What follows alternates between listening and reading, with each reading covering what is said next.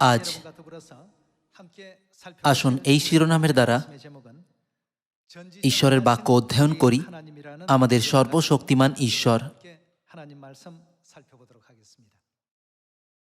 আসুন এটা অধ্যয়ন করার ও বোঝার কিছু সময় নিই যে কেন সর্বশক্তিমান ঈশ্বর তার ক্ষমতা হ্রাস করেছিলেন যখন তিনি শরীর ধারণ করে পৃথিবীতে এসেছিলেন। আসুন হোশেয় 6 অধ্যায় 3 পদ দেখি। আইসো আমরা সদাপ্রভুকে জ্ঞাত হই, জ্ঞাত হইবার জন্য অনুধাবন করি। অরুণোদয়ের ন্যায় তাহার উদয় নিশ্চিত, আর তিনি আমাদের নিকটে বৃষ্টির ন্যায় আসিবেন, ভূমিসেচনকারী শেষ বর্ষার ন্যায় আসিবেন। আসুন 6 পদে যাই। এখানে লেখা আছে, কারণ আমি দয়াই চাই, বলিদান নয়, এবং হোম অপেক্ষা ঈশ্বর বিষয়ক জ্ঞান চাই। এটা হলো ঈশ্বরের ইচ্ছা। ঈশ্বর হলেন সর্বশক্তিমান, আর তবুও লোকেরা তাদের নিজেদের দৃষ্টিকোণ থেকে ঈশ্বরকে বোঝার চেষ্টা করে। তাহলে আসুন ঈশ্বরের মহান ক্ষমতার বিষয়ে বাইবেলের সাক্ষ্য দেখি। আসুন আদিপুস্তক 1 অধ্যায় 1 পদ দেখি। আদিতে ঈশ্বর আকাশমণ্ডল ও পৃথিবীর সৃষ্টি করিলেন। বাইবেলের পদ অনুসারে কে আকাশ ও পৃথিবী সৃষ্টি করেছেন? ঈশ্বর করেছেন।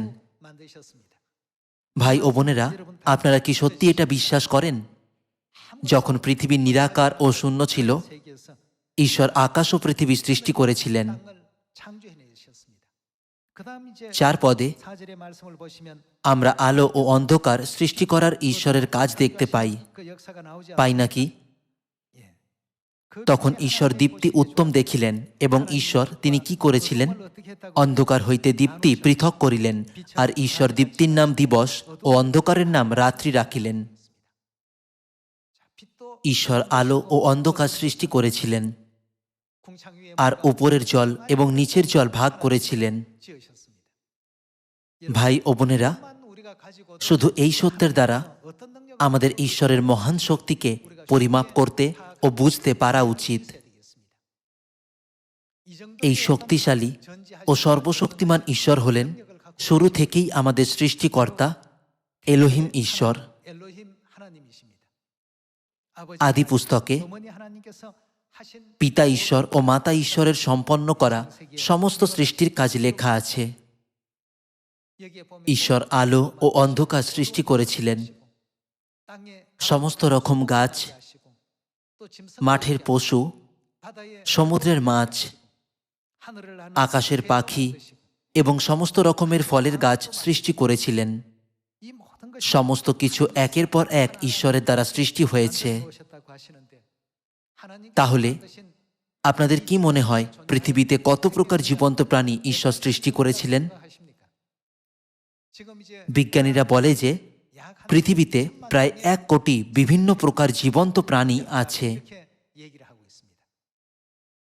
1 কোটি প্রজাতির মধ্যে আজ আমি আপনাদের একটা ছোট পরজীবীর বিষয়ে বলতে চাই। পরজীবী শব্দটা ইতিবাচক শোনায় না, কিন্তু নেতিবাচক অর্থ বোঝায়। কিন্তু প্যারাসাইট নামক একটা সিনেমা আমেরিকান একাডেমি পুরস্কার জিতেছিল। আজ আমি পরজীবীর বিষয়ে একটা গল্প আপনাদের সাথে ভাগ করতে চাই। ভাই ও বোনেরা, আপনারা কি একটা পিঁপড়ে পরজীবী শুনেছেন? পিঁপড়েরা খুবই ছোট, কিন্তু এমন পরজীবী আছে যারা পিঁপড়ের শরীরে অনেক কৌতূহলী জিনিস করে। মানুষের মতো পিঁপড়েরাও সকালে কাজে যায় এবং সন্ধ্যাবেলায় কাজ বন্ধ করে। তাদের একটা নির্ধারিত সময়সূচি আছে। কখনো কখনো পিঁপড়েদের মধ্যে যারা কাজ শেষ করেছে, তারা তাদের ঘর ছেড়ে পাতার শেষ প্রান্তে নিজেদের ঝুলিয়ে রাখে। পিঁপড়েরা সামাজিক জীবনযাপনের দ্বারা একে অপরের উপর নির্ভর করে, তাই পিঁপড়েদের জন্য স্বাধীনভাবে কিছু করা খুব কমই দেখা যায়। যদি একটা পিঁপড়ে পাতার প্রান্তে ঝুলে থাকে, এর কারণ তার শরীরে থাকা পরজীবী এর মস্তিষ্ককে নিয়ন্ত্রণ করছে। যদিও পিঁপড়েরা সামাজিক পতঙ্গ, তবুও তারা পিঁপড়ে পরজীবীর দ্বারা সংক্রামিত হয়ে এরকম অস্বাভাবিক ব্যবহার করে। সেই পরজীবী গরু বা ভেড়ার শরীরে যাওয়ার জন্য পিঁপড়েদের এরকম ব্যবহার করতে চাপ দেয়। স্বাভাবিকভাবেই গরু বা ভেড়া পাতার সাথে ঝুলে থাকা পিঁপড়েদেরও খেয়ে নেয়। যখন পিঁপড়েরা গরুর পরিপাকতন্ত্রের মধ্যে মারা যায়, তখন এই পিঁপড়ে পরজীবী তাড়াতাড়ি পশুর যকৃতে চলে যায় এবং সেখানে ডিম পাড়ে। কিছু সময় পরে মলের দ্বারা এই ডিম পশুর শরীর থেকে বেরিয়ে আসে। একবার তারা বেরিয়ে আসলে শামুক এসে ওই পশুর মলের সাথে পিঁপড়ে পরজীবীর ডিম খেয়ে নেয়। ওই ডিমগুলি কিছু সময়ের জন্য শামুকের শরীরে থাকে আর তারপর লার্ভা পর্যায়ে চলে যায়। তারপর সেগুলি শামুক থেকে বের হওয়ার জন্য তাড়াতাড়ি শামুকের ফুসফুসে চলে যায়। যখন সেই পিঁপড়ে পরজীবী যা ডিম থেকে বেরিয়েছিল শামুকের ফুসফুসে চলে যায়, তখন শামুকের শরীর নড়তে থাকে এবং সেটা গড়িয়ে যায়। যেহেতু এটার ফুসফুসে সুরসুরি হয় আর শামুক স্থির থাকতে না পেরে হাঁচি করে, সেই মুহূর্তে কফের সাথে সেই পিঁপড়ে পরজীবী শামুকের শরীর থেকে বেরিয়ে আসে। আমি আপনাদের বিজ্ঞান শিক্ষা দেওয়ার চেষ্টা করছি না। একটা পিঁপড়ের মস্তিষ্কের আকার একটা বিন্দুর থেকেও ছোট। তাহলে পিঁপড়ের মধ্যে বাস করা পিঁপড়ে পরজীবী আরও কত ছোট হবে? সেগুলি প্রায় অদৃশ্য। এটা সত্যিই অবিশ্বাস্য যে এরকম এত ছোট কোনো কিছু কিভাবে এরকম অবিশ্বাস্য পদ্ধতিতে তার মাথা ব্যবহার করতে পারে। যখন সেই পরজীবী শামুকের থেকে বেরিয়ে আসে, তখন সেই কফের পাশ দিয়ে যাওয়া পিঁপড়েরা সেটা দেখে, সেটাকে ভুল করে খাবার ভাবে। তাই পিঁপড়েরা ওই কফের ঢিবিকে সঞ্চয় করে এবং পরে সেটা খায়। আসলে একটা গরুর বা ভেড়ার যকৃৎ হলো পরজীবীর ঘর, তাই তাদের সেখানে ফিরে যাওয়ার ইচ্ছা থাকে। যখনই আপনারা পিঁপড়েদের পাতার নিচের দিকে ঝুলে থাকতে দেখবেন, আপনারা বুঝবেন যে তারা পিঁপড়ে পরজীবীর দ্বারা আক্রান্ত হয়েছে। আমি আপনাদের এই গল্পটা কেন বলছি? ঈশ্বরের সৃষ্টি 1 কোটি প্রজাতির জীবন্ত জীবের মধ্যে এটা কি আশ্চর্য নয় যে যদিও এই পিঁপড়ে পরজীবী এত সূক্ষ্ম, তবুও কিভাবে তাদের জীবনচক্র আছে? ঈশ্বর কি সত্যিই চমৎকার নন? তার চমৎকার শক্তির দ্বারা ঈশ্বর সব থেকে সূক্ষ্ম জীব থেকে শুরু করে বিশাল ব্রহ্মাণ্ড পর্যন্ত সবকিছু সৃষ্টি করেছেন। তার চমৎকার সৃষ্টির কাজের দ্বারা আমরা কিভাবে অবাক না হয়ে পারি? সর্বশক্তিমান ঈশ্বরের দ্বারা শাসিত ও সৃষ্ট জগৎ সত্যি আশ্চর্যের। সমস্ত জীবন্ত প্রাণী, সেটা অণুজীব হোক বা মনুষ্য জাতি বা পশু, সবকিছু চমৎকারে ভরা। আমি এই চিন্তা করে অবাক হই যে এটা কিভাবে হতে পারে। কিভাবে এই ছোট প্রাণী ওইভাবে কাজ করার জন্য পিঁপড়ের মস্তিষ্ক নিয়ন্ত্রণ করতে পারে? কার বুদ্ধি ও শক্তির দ্বারা এটা ঘটছে? এই সমস্ত কিছু আমাদের ঈশ্বরের চমৎকার এবং শক্তিশালী সামর্থ্যের দ্বারা হচ্ছে। আমাদের ঈশ্বর 1 কোটি প্রজাতির জীবন্ত জীবের উপর শাসন করছেন। একের পর এক তিনি সেগুলি সব সৃষ্টি করেছেন। ঈশ্বর এমনকি পিঁপড়ে পরজীবীদের মধ্যেও তাদের ঘরে ফিরে যাওয়ার দৃঢ় ইচ্ছা রেখেছেন। এমনকি মনুষ্য জাতিরা তারা ঈশ্বরকে বিশ্বাস করুক বা না করুক, তারা যেখান থেকে এসেছে সেখানে ফিরে যাওয়ার সহজাত ইচ্ছা দেখা যায়। এই জন্যই কি বাইবেলে লেখা নেই যে ঈশ্বর মানুষের হৃদয়ে অনন্তকালকে স্থাপন করেছেন? যখন আমরা এই বিষয়ে চিন্তা করি, আমরা অনুভব করতে পারি যে যারা বলে ঈশ্বর নেই তারা সত্যি বোকা। কে সমস্ত জিনিস সৃষ্টি করেছেন? যখন পরজীবী অস্তিত্বে আসে, সেগুলি নিজেই তাদের জীবনচক্রের নকশা করতে পারে না। পতঙ্গ বিজ্ঞানীরা আশ্চর্য হন যে পিঁপড়েরা হলো সামাজিক পতঙ্গ, কিন্তু তাদের মধ্যে কিছু জন কেন তাদের ঘর ছেড়ে পাতার প্রান্তে ঝুলে থেকে এরকম আশ্চর্য ব্যবহার করে? তারা পরে আবিষ্কার করেন যে পিঁপড়ে পরজীবীর দ্বারা আক্রান্ত হয়, শুধুমাত্র সেগুলি এরকম অস্বাভাবিক ব্যবহার করে। যখন গরু বা ভেড়া পাতা খায়, তখন তার সাথে পিঁপড়েরাও তাদের ভিতরে চলে যায় এবং পশুর পেটে শেষ হয়ে যায়। সেখানে পরজীবীরা ডিম পাড়ে এবং সেটা তা দেয় এবং পশুর মলের দ্বারা তাদের শরীর থেকে বেরিয়ে আসে। পরজীবীরা কি নিজেরাই এরকম পদ্ধতি বানাতে পেরেছে?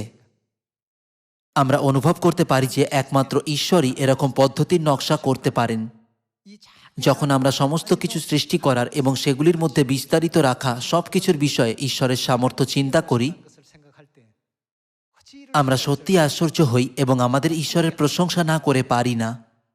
আমরা আরও অনুভব করি যে যারা দাবি করে ঈশ্বর নেই তারা সত্যিই বোকা। সব কিছুর মধ্যে থাকা জটিল নকশা দ্বারা যা ঈশ্বর সৃষ্টি করেছেন, আমরা অনুভব করতে পারি আমাদের ঈশ্বর কতটা শক্তিশালী এবং চমৎকার। আসুন গীত সংহিতা 14 অধ্যায় 1 পদ দেখি। মুড়ো মনে মনে বলিয়াছে, কি ঈশ্বর নাই? তাহারা নষ্ট, তাহারা ঘৃণার্য কর্ম করিয়াছে, সৎকর্ম করে এমন কেহই নাই। সদাপ্রভু স্বর্গ হইতে মনুষ্য সন্তানদের প্রতি নিরীক্ষণ করিলেন, দেখিতে চাইলেন বুদ্ধিপূর্বক কেহ চলে কিনা, ঈশ্বরের অন্বেষণকারী কেহ আছে কিনা। সকলে বিপদে গিয়াছে, সকলেই বিকারপ্রাপ্ত হইয়াছে, সৎকর্ম করে এমন কেহই নাই, একজনও নাই। অধর্মাচারী সকলের কি কিছুই জ্ঞান নাই? তাহারা খাদ্য গ্রাস করিবার জন্য আমার প্রজাগণকে গ্রাস করে, সদাপ্রভুকে ডাকে না। ওই স্থানে তাহারা বড় ভয় পাইয়াছে, কেননা ঈশ্বর ধার্মিক বংশের মধ্যবর্তী। আমরা বুঝতে পারছি যে যারা বলে ঈশ্বর নেই তারা বোকা। সমস্ত জীবন্ত প্রাণীর মধ্যে যা অদৃশ্য জগতে থাকে, ঈশ্বর তাদের নিজেদের ভূমিকা পালনের জন্য সামর্থ্য ও জ্ঞান দিয়েছেন।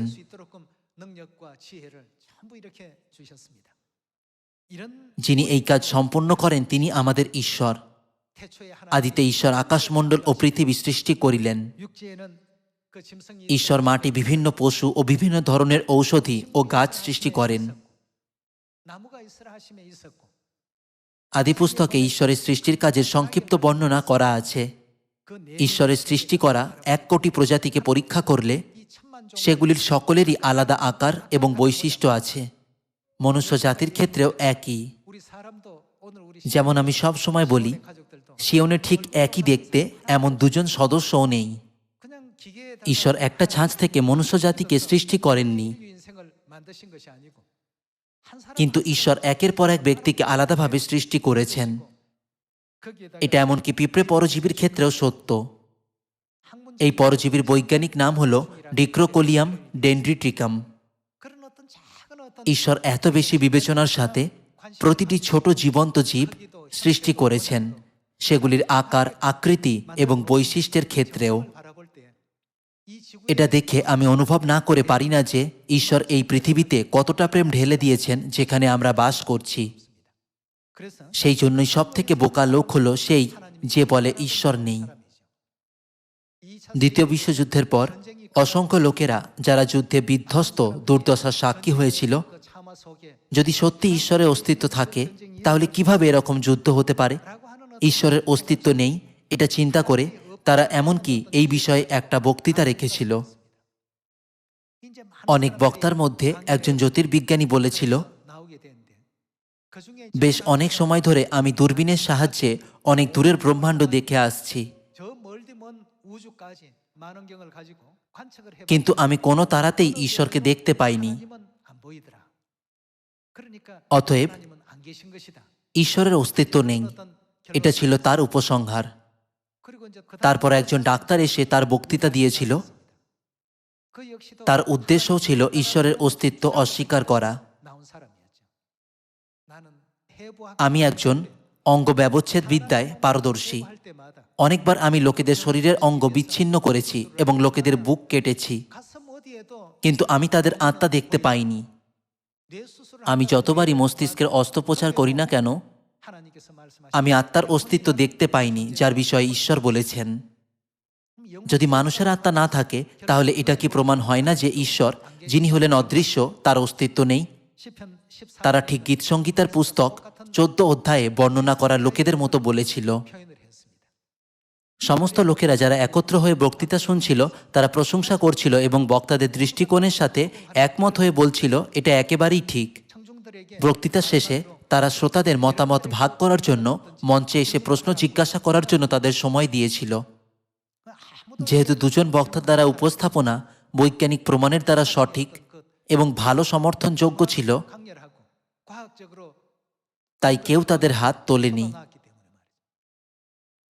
সেই মুহূর্তে একজন বয়স্ক মহিলা মঞ্চে এসে বলেছিল, আমি জ্যোতির্বিজ্ঞানীকে একটা প্রশ্ন জিজ্ঞাসা করতে চাই। আপনার দূরবীন দিয়ে আপনি কি বাতাসকে দেখতে পেয়েছেন? জ্যোতির্বিজ্ঞানী উত্তর দিয়েছিল, বাতাস হলো অদৃশ্য, আমি কিভাবে বাতাস দেখতে পারবো? তাহলে আপনি কিভাবে আপনার দূরবীন দিয়ে সর্বশক্তিমান ঈশ্বরকে দেখার চেষ্টা করেছিলেন, যা এমনকি বাতাসও ধরে রাখতে পারে না?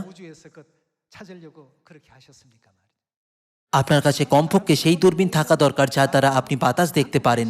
শুধুমাত্র তারপর আপনি আলোচনা করার যোগ্য হবেন যে ঈশ্বরের অস্তিত্ব আছে কিনা। আপনারও কি এটা মনে হয় না? এটা শুনে জ্যোতির্বিজ্ঞানী তার মন্তব্যে লজ্জিত হয়েছিল। তারপর তিনি ডাক্তারকে জিজ্ঞাসা করেছিলেন, ডাক্তার, আপনি কি বিবাহিত? ডাক্তার উত্তর দিয়েছিল, হ্যাঁ আমি বিবাহিত। যখন তাকে জিজ্ঞাসা করা হয় তার বাচ্চা আছে কিনা, সে বলেছিল হ্যাঁ। আপনি কি আপনার স্ত্রী ও বাচ্চাদের ভালোবাসেন? তিনি জিজ্ঞাসা করেছিলেন, হ্যাঁ আমি ভালোবাসি। আপনি কি সত্যিই তাদের ভালোবাসেন? হ্যাঁ আমি সত্যি তাদের ভালোবাসি। তাহলে তাদের জন্য যে ভালোবাসা, সেটা নিশ্চয় আপনার মনে ও মাথায় আছে বা আপনার মুখে আছে। যাই হোক, দয়া করে আপনার সেই ভালোবাসা বের করে আমাদের এটা দেখান। তিনি তাকে একটা ছোট ছুরি দিয়ে বলেন, দয়া করে আমাদের দেখাবেন এটা কোথায় আছে? সেই বয়স্ক মহিলার বুদ্ধির দ্বারা অনেকেই যারা ভেবেছিল যে ঈশ্বরের অস্তিত্ব নেই, তারা তাদের দৃষ্টিকোণ বদলে দিয়েছিল। এই গল্প একটা সত্য ঘটনা যা দ্বিতীয় বিশ্বযুদ্ধের পর ঘটেছিল। ভাই ও বোনেরা, এমনকি ছোট পিঁপড়ে পরজীবীর উদাহরণ দ্বারা আমরা কি বুঝতে পারি না যে ঈশ্বর সত্যি আছেন? কিভাবে ঈশ্বর অণুবীক্ষণিক জগৎকে পরিচালনা করছেন সেটা লক্ষ্য করে আমরা সৃষ্টিকর্তা ঈশ্বরের শক্তিশালী সামর্থ্য নিশ্চিত বুঝতে পারি। আমরা কি পারি না? সত্যি আমাদের ঈশ্বর চমৎকার এবং শক্তিশালী। সর্বশক্তিমান ঈশ্বর 2000 বছর আগে পৃথিবীতে এসেছিলেন। যদিও তার কাছে দুষ্ট জগৎকে শাস্তি দেওয়ার এবং যারা বিশ্বাস করেনি তাদের বিশ্বাস করানোর ক্ষমতা ও শক্তি ছিল, তবুও তিনি নম্রভাবে শরীর ধারণ করে যিশু নাম নিয়ে ইসরায়েল দেশে এসেছিলেন। আসুন ইব্রিয় 2 অধ্যায় 6 পদে যাই। বরং কোন স্থানে কেহ সাক্ষ্য দিয়া বলিয়াছিলেন, মনুষ্য কি যে তুমি তাহাকে স্মরণ করো? মনুষ্য সন্তানই বা কি যে তাহার তত্ত্বাবধান করো? তাকে কেমন করেছিলেন? তুমি দুধগণ অপেক্ষা তাহাকে অল্পই ন্যূন করিয়াছ, প্রতাপ ও সমদর মুকুটে বিভূষিত করিয়াছ এবং তোমার হস্তকৃত বস্তু সকলের উপরে তাহাকে স্থাপন করিয়াছ। সকলেই তাহার পদতলে তাহার অধীন করিয়াছ। বস্তুত সকলই তাহার অধীন করাতে তিনি তাহার অনধীন কিছুই অবশিষ্ট রাখেন নাই। কিন্তু এখন এ পর্যন্ত আমরা সকলেই তাহার অধীনীকৃত দেখিতেছি না, কিন্তু দুধগণ অপেক্ষা তিনি অল্পই ন্যূনীকৃত হইলেন। সেই ব্যক্তিকে অর্থাৎ যিশুকে দেখিতেছি, তিনি মৃত্যুভোগ হেতু প্রতাপ ও সমাদর মুকুটে বিভূষিত হইয়াছেন, যেন ঈশ্বরের অনুগ্রহে সকলের নিমিত্ত মৃত্যুর আস্বাদ গ্রহণ করেন। আমাদের পাপের কারণে শরীর ধারণ করে আমরা এই পৃথিবীতে এসেছি, কিন্তু ঈশ্বর, যার মধ্যে কোনো পাপ নেই, তিনি শরীর ধারণ করে এসেছিলেন, এমনকি স্বর্গদূতদের থেকেও কম সামর্থ্য নিয়ে এসেছিলেন। অনেকে বলেছিল ঈশ্বরের সবকিছু করতে সক্ষম হওয়া উচিত, যেমন আকাশে উড়ে বেড়ানো এবং আরো অনেক কিছু যা মানুষ করতে পারে না। শুধুমাত্র তখন আমরা বিশ্বাস করতে পারি যে তিনি ঈশ্বর। ভাই ও বোনেরা, যিশু কেন এই পৃথিবীতে এসেছিলেন? আমাদের পাপের ক্ষমা দিয়ে উদ্ধার দেওয়ার জন্য কি নয়? আমরা হলাম স্বর্গের পাপী, যাদের নরকে অনন্ত মৃত্যু শাস্তি ভোগ করা ছাড়া কোনো পথ ছিল না। এই গভীর পাপীদের উপর দয়া করে আমাদের বাঁচানোর জন্য ঈশ্বর শরীর ধারণ করেছিলেন। ঈশ্বর স্বেচ্ছায় তার সামর্থ্য এবং মহিমা ছেড়ে এসেছিলেন, স্বর্গদূতদের থেকেও নিচু হয়ে এই পৃথিবীতে আসার জন্য। আসুন ইব্রিয় 2 অধ্যায় 14 পদ থেকে দেখি। ভালো, সেই সন্তান যখন রক্ত মাংসের ভাগী, তখন তিনি কিসের ভাগী হয়েছিলেন? তিনি আপনিও তদ্রূপ তাহার ভাগী হইলেন, অন্য কথায় শরীর ধারণ করেন, যেন মৃত্যু দ্বারা মৃত্যুর কর্তৃত্ব বিশিষ্ট ব্যক্তিকে অর্থাৎ দিয়াবলকে শক্তিহীন করেন, এবং যাহারা মৃত্যুর ভয়ে যাবজ্জীবন দাসত্বের অধীন ছিল তাহাদিগকে উদ্ধার করেন। কারণ তিনি তো দূতগণের সাহায্য করেন না, কিন্তু অব্রাহামের বংশে সাহায্য করিতেছেন। অতএব সর্ববিষয়ে আপন ভাতৃগণের তুল্য হওয়া তাহার উচিত ছিল, যেন তিনি ঈশ্বরের উদ্দেশ্যে কার্যে দয়ালু ও বিশ্বস্ত মহাযাজক হন, প্রজাদের পাপের প্রায়শ্চিত্ত করিবার নিমিত্ত। কেননা তিনি আপনি পরীক্ষিত হইয়া দুঃখভোগ করিয়াছেন বলিয়া পরীক্ষিতগণের সাহায্য করিতে পারেন। যেহেতু সন্তানরা মাংস রক্ত ধারণ করেছিল, তিনিও দিয়াবলের কাজ নাশ করার জন্য তাদের মতো মনুষ্যরূপে পৃথিবীতে এসেছিলেন। যদিও তিনি ঈশ্বর ছিলেন, যার স্বর্গে মহান ক্ষমতা আছে, ক্ষণিকের জন্য তিনি তার সামর্থ্য এবং স্থান নিচু করেছিলেন, স্বর্গদূতের থেকেও নিজেকে নিচু করেছিলেন আমাদের উদ্ধার দেওয়ার জন্য। এই কারণে খ্রিস্ট অপমানিত হয়েছিলেন এবং শরীরের যন্ত্রণা ভোগ করে ক্রুশবিদ্ধ হয়েছিলেন। এমনকি তাঁকে নাসরীয় দলের অগ্রণী বলে অভিযুক্ত করা হয়েছিল। তবুও তাঁর সন্তানদের খোঁজার জন্য, যারা সত্যি অনুতাপ করতে এবং ঈশ্বরের কণ্ঠস্বর শুনতে চেয়েছিল, তিনি এক নগর থেকে অন্য নগরে গিয়েছিলেন। মথি, মার্ক, লুক এবং যোহনের সুসমাচারের দ্বারা আমরা কি পিতার রূপ দেখতে পাই না, যিনি মনুষ্য জাতিকে তার কণ্ঠস্বর পৌঁছে দেওয়ার জন্য পৃথিবীতে আন্তরিকভাবে প্রচার করেছিলেন? আসুন ইব্রিয় 9 অধ্যায়ে যাই। ইব্রিয় 9 অধ্যায়ে 27 পদ। আর যেমন মনুষ্যের নিমিত্ত একবার মৃত্যু, তৎপরে বিচার নিরূপিত আছে, তেমনি খ্রিস্ট অনেকের পাপভার তুলিয়া লইবার নিমিত্ত একবার উৎসৃষ্ট হইয়াছেন। তিনি কতবার? দ্বিতীয়বার বিনা পাপে তাহাদিগকে দর্শন দিবেন, যাহারা পরিত্রাণের নিমিত্ত তাহার অপেক্ষা করেন। সিওনে তার প্রিয় সন্তানদের উদ্ধার দেওয়ার জন্য তিনি দ্বিতীয়বার এসেছেন। এই সিদ্ধান্ত নেওয়া সহজ ছিল না। সকলেই তাকে অস্বীকার, তুচ্ছ, অপমান, অত্যাচার করেছিল এবং অবশেষে তাকে ক্রুশবিদ্ধ করেছিল। সেই জায়গায় দ্বিতীয়বার আসা সহজ ছিল না, যেখানে তিনি এত নিষ্ঠুর ব্যবহার পেয়েছিলেন। যদিও আমাদের পিতা ও মাতা দুষ্টদের দ্বারা অপমানিত ও অত্যাচারিত হয়েছেন, তারা শক্তিহীন ছিলেন বলে এমন নয়। আমাদের সঠিকভাবে আমাদের ঈশ্বরকে বোঝা উচিত। আমাদের পিতা ও মাতা হলেন এলোহিম ঈশ্বর, যাদের চমৎকার এবং অসাধারণ ক্ষমতা আছে। তবুও তারা সেটাকে লুকিয়ে শরীর ধারণ করে পৃথিবীতে এসেছেন। আমাদের কখনোই এই সত্য ভুলে যাওয়া উচিত নয় যে আমাদের স্বর্গে করা গভীর পাপের কারণে তাদের এই পথে চলতে হয়েছে। সেই জন্যই ঈশ্বর প্রেরিত যোহনের কাছে তার দর্শন প্রকাশ করেছিলেন, আমাদের জানানোর জন্য যে শুধুমাত্র যারা আত্মা ও কন্যার দ্বারা পরিচালিত হবে তারাই স্বর্গে ফিরে যেতে পারবে। আসুন প্রকাশিত বাক্য 22 অধ্যায়ে যাই। প্রকাশিত বাক্য 22 অধ্যায় 17 পদ। আর আত্মা ও কন্যা কহিতেছেন আইসো, যে শুনে সেও বলুক আইসো, আর যে পিপাসিত সে আইসুক, যে ইচ্ছা করে সে বিনামূল্যেই জীবন জল গ্রহণ করুক। যেহেতু আত্মা ও কন্যা বলেছেন আমার কাছে এসো, তাই আমাদের পিতা ও মাতাকে খোঁজা এবং তাদের কাছে আসা উচিত। আপনারা এবং আমি তাদের কাছে এসেছি এবং এখন নতুন নিয়মের সত্যের দ্বারা বিনামূল্যে জীবন জল গ্রহণ করছি। কিন্তু যদি আমরা চিন্তা করি, কিন্তু আমি ব্যক্তিগতভাবে চিন্তা করি, তাহলে আমরা ঈশ্বরের উদ্ধারের যোজনা থেকে সরে যাব। সেই জন্যই বাইবেল আমাদের ঈশ্বরের বাক্যের আজ্ঞাকারী হওয়ার বিষয়ে শিক্ষা দেয়, তাই না? আমাদের উদ্ধার দেওয়ার জন্য আত্মা ও কন্যা স্বর্গদূতের থেকে নিচু হয়ে পৃথিবীতে এসেছেন। আমাদের উদ্ধারের পথ শেখানোর জন্য তারা স্বেচ্ছায় শরীর ধারণ করেছেন। তাদের অনুগ্রহ কত চমৎকার এবং আমাদের জন্য তাদের প্রেম কত সুন্দর।